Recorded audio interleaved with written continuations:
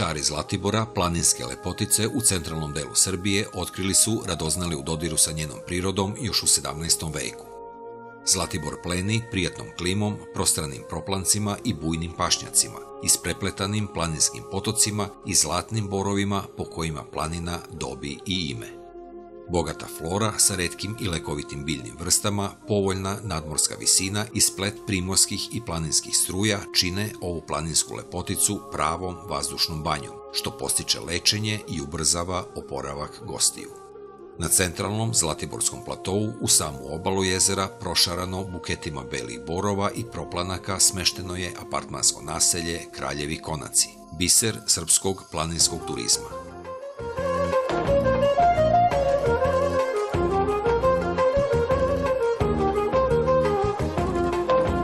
U borovoj šumi prelepe cvetne aleje i uređeni prostori.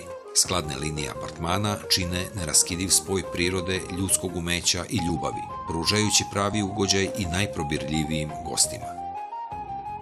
Apartmansko naselje raspolaže sa preko 200 ležajeva u 3 tipa apartmana za smeštaj 4, 5 ili 6 osoba. Svaki apartman se sastoji od prizemlja i sprata. Prizemlje obuhvata garažu, moderno opremljenu kuhinju sa ostavom, trpezariju, dnevni boravak sa kablovskom televizijom, Wi-Fi i telefonom, toalet i terasu sa pripadajućim dvorištem. To je arhitektura koja je iz ovog kraja prilagođena jednom novom, savremenom stilu arhitekture.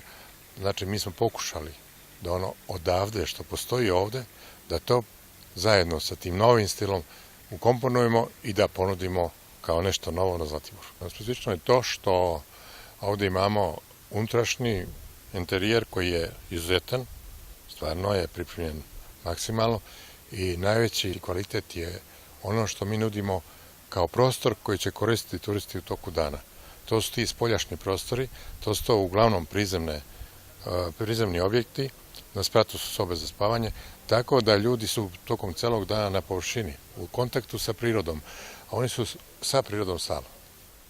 Tu je jezero, tu je spoj 2 klime, ova morska ili primorska i ova naša kontinentalna klima.